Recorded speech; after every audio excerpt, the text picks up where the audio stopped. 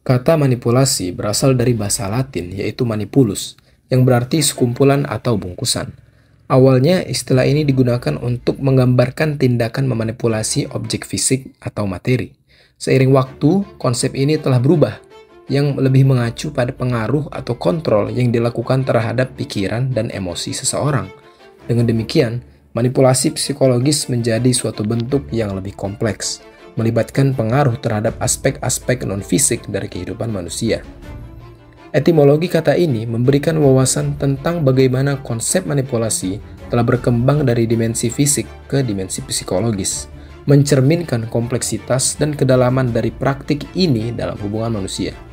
Kita akan bahas beberapa contoh praktik manipulasi psikologis dalam beberapa menit ke depan, so stay tuned on Let's Talk.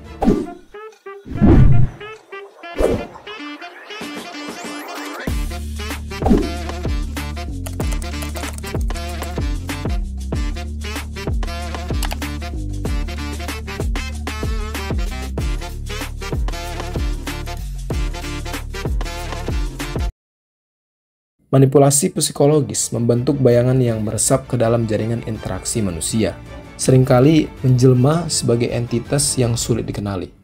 Dalam keseharian, kita mungkin tanpa sadar berhadapan dengan berbagai metode manipulasi yang merangkul falsitas dalam bentuk pujian palsu, refleksi diri atau mirroring, dark empath, dan gaslighting. Keempat unsur ini, meskipun berbeda dalam pendekatan, memiliki satu tujuan yang sama, yaitu memanfaatkan dan mengendalikan pikiran, emosi, dan juga tindakan orang lain. Dalam perjalanan eksplorasi ini, kita akan menjelajahi kompleksitas setiap elemen ini untuk membongkar lapisan-lapisan ketidaknyamanan dan ketidakpastian yang mungkin tersembunyi di balik tirai manipulasi. False flattery misalnya, muncul sebagai senjata halus untuk mencuri hati dan membangun kepercayaan. False flattery atau pujian palsu adalah taktik manipulatif yang digunakan untuk mendapatkan kepercayaan dan simpati. Individu yang menggunakan false flattery seringkali mempunyai motif tersembunyi untuk mencapai tujuan mereka. Oleh karena itu, penting bagi kita untuk mengenali dan menghindari jebakan pujian palsu ini agar tidak terperangkap dalam lingkaran manipulasi.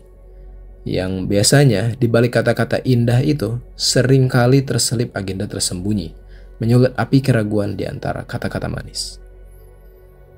Sementara itu, mirroring adalah teknik di mana seseorang meniru perilaku, bahasa tubuh, atau bahasa bicara orang lain untuk menciptakan rasa ketertarikan atau hubungan yang lebih dalam.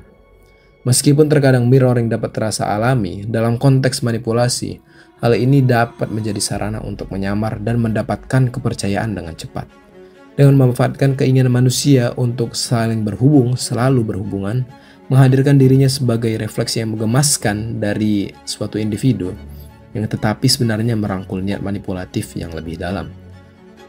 Dark empath adalah individu yang memiliki empati, tetapi dia menggunakan kepekaan emosionalnya untuk mengendalikan orang lain. Mereka dapat memanipulasi perasaan orang lain demi keuntungan pribadi. Mendeteksi kehadiran dark empath dalam interaksi sosial adalah langkah penting untuk melindungi diri dari pengaruh negatif. Individu dark empath ini adalah penerjemah emosi yang licik, menggunakan kepekaan mereka untuk kepentingan diri sendiri dan menghasilkan manipulasi emosional yang seringkali sulit diidentifikasi oleh sang korban. Gaslighting. Gaslighting adalah bentuk manipulasi yang dirancang untuk membuat seseorang meragukan kewarasan mereka sendiri. Ini yang paling umum. Melalui penyajian informasi palsu, penolakan terhadap kenyataan, atau pemutarbalikan fakta, pelaku gaslighting menciptakan lingkungan di mana korbannya merasa kehilangan pegangan pada realitas. Di sisi lain, menjadi seni meragukan kewarasan seseorang melalui pembalikan fakta dan penyajian realitas palsu. Seringkali manipulasi ini terjadi secara perlahan, membentuk jaringan psikologis yang rumit dan membingungkan bagi yang terlibat. Dalam upaya eksplorasi ini, kita dihadapkan pada tugas memahami kompleksitas psikologis di balik setiap taktik manipulatif. Mengapa manusia cenderung terperangkap dalam jaringan manipulasi, bahkan tanpa menyadarinya? Bagaimana perilaku manusia yang seharusnya bersifat alami dan tulus dapat diubah menjadi instrumen kepentingan tersembunyi? Penting untuk diingat bahwa manipulasi psikologis bukanlah fenomena baru. Sejarahnya sudah tertanam dalam interaksi manusia bahkan sejak bisa dihitung dari zaman dahulu. Dalam masyarakat yang semakin kompleks, pemahaman tentang manipulasi menjadi semakin penting. Ini bukan hanya kajian tentang taktik jahat, tetapi juga pencerahan tentang sifat manusia dan bagaimana kita dapat melibatkan diri dengan lebih bijaksana dalam dunia yang terus berkembang ini. Eksplorasi manipulasi psikologis ini memang menggiring kita menuju wilayah yang gelap dan rumit dari psikologi manusia. Namun, dengan pemahaman yang lebih baik tentang false flattery, mirroring, dark empath, dan gaslighting, kita dapat membangun pertahanan mental dan emosional yang lebih kokoh.